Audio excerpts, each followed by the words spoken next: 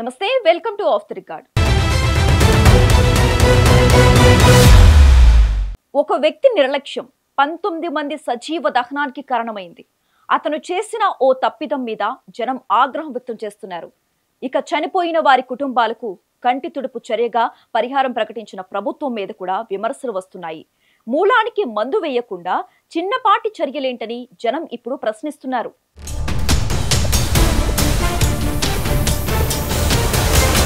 కర్నూలు జిల్లా చిన్నటేకురు గ్రామ సమీపంలో 24వ తారీఖు తెల్లవారుజామున వేమూరి కావేరీ ట్రావెల్స్ బస్సు ప్రమాదానికి గురైంది. హైదరాబాద్ నుంచి బెంగళూరు వెళ్తున్న క్రమంలో చిన్నటేకురు గ్రామ సమీపంలో ఎదురుగా ఉన్నటువంటి బైకు ఎక్కించి అలాగే 300 మీటర్ల బైకును ఈడ్చుకొని వెళ్లడం వల్ల ఈ ఘోర ప్రమాదం జరిగింది. బైకు రాపిడికి మంటలు రేగడం, అవి బస్సుకు అంటుకోవడంతో 19 మంది సజీవ దహనమయ్యారు.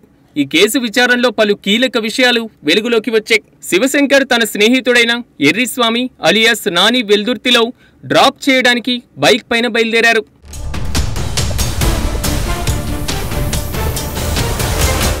అంతకన్నా ముందు ఇద్దరు కూడా మద్యం సేవించారు.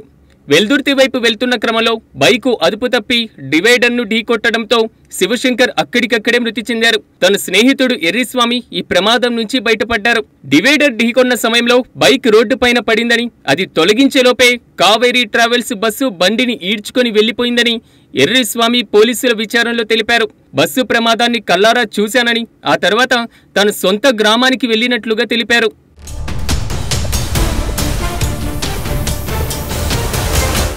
ఎదురుగా బైక్ పడి ఉన్నా గమనించకుండా బైక్ను ఎక్కించడమే కాకుండా 300 మీటర్ల వరకు లాక్కొని వెళ్లడం వల్ల మంటలు వ్యాపించి 19 మంది ప్రాణాలు కోల్పోవడానికి డ్రైవర్ కారణమయ్యారని తెలిపారు.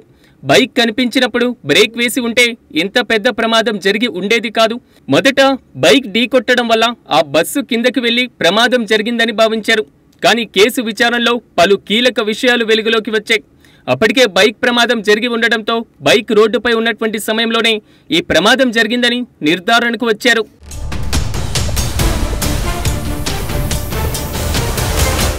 ప్రత్యక్షంగానో పరోక్షంగానో 19 మంది ప్రాణాలు కోల్పోవడానికి కావేరీ ట్రావెల్స్ యాజమాన్యం పూర్తి బాధ్యత వహించాలన్న డిమాండ్ కూడా వస్తుంది.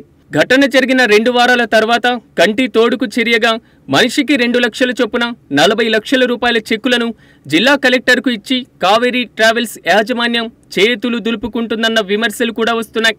ఇక ఒక్కొక్కరికి 5 లక్షల రూపాయల నష్టపరిహారం ఇస్తామని ప్రభుత్వం హామీ ఇచ్చినా ఇంతవరకు అమలు కాలేదు.